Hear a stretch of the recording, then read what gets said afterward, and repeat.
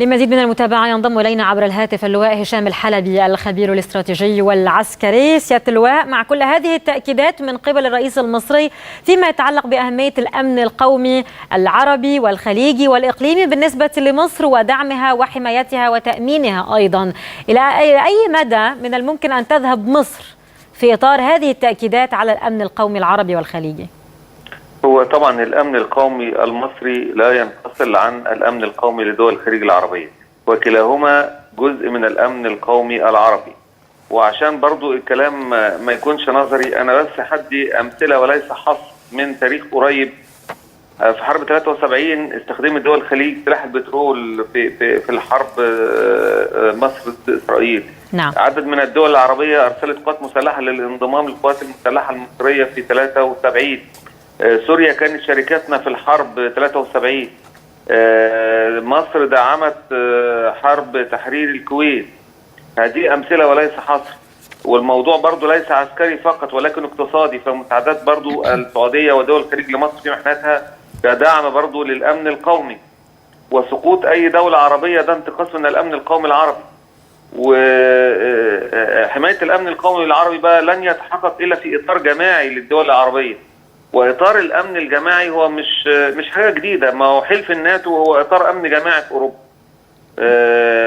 فبالتالي مش كتير على الدول العربية أنها توجد إطار أمن جماعي لها، لأن الأمن القومي العربي زي ما قلت لحضرتك وديت أمثلة لا يتجزأ في ضوء كده. نعم. طب لكن فيما يتعلق بحالة اليمن تحديدا سيادة اللواء، مرة أخرى السؤال: إلى أي مدى يمكن أن تذهب مصر في دعمها لهذا الأمن القومي بمفهومه الشامل في حالة اليمن؟ ما هو الدعم محددة بشكل أكثر تحديدا الذي يمكن أن تقدمه مصر في هذه الحالة؟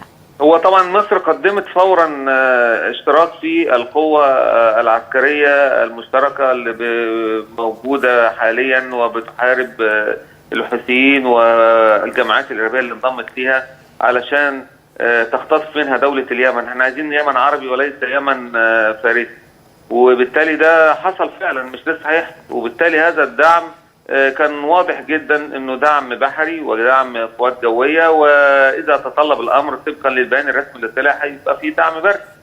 في رايك متى يتطلب الامر تدخل بري مصري تحديدا؟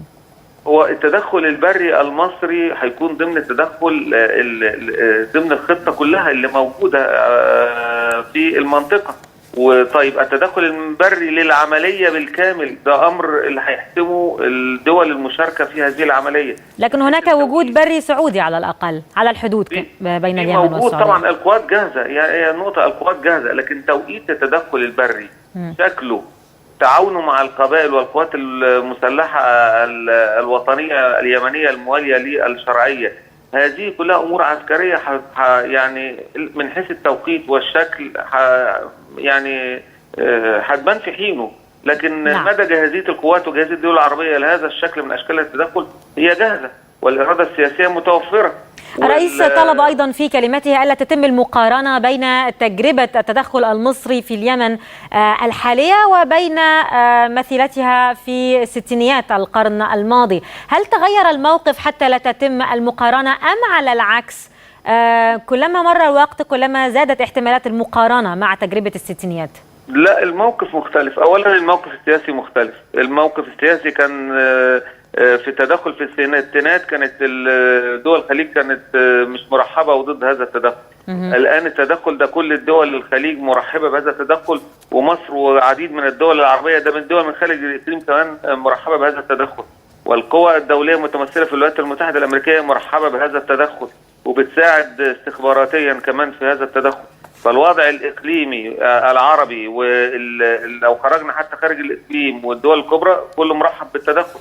النقطة الثانية التكنولوجيا الموجودة ومدى تحليل الأهداف، ودي نقطة مهمة جدا بقى. أنا يمكن حاولت سؤال للمستوى العسكري مدى تحليل الأهداف ورصدها. التكنولوجيا الموجودة ممكنة من هذا الموضوع بصورة عالية جدا.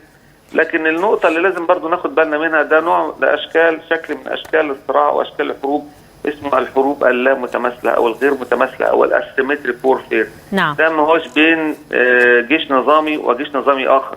ما بين جيوش نظاميه المتمثله في قوات التحالف وجماعات ارهابيه. نعم، شكرا لك سيادة اللواء، عذرا للمقاطعة. شكرا لك اللواء هشام الحلبي الخبير الاستراتيجي والعسكري. كان المجلس الأعلى للقوات المسلحة عقد اجتماعا برئاسة السيسي، وأكد في بيان له عزمه على استئصال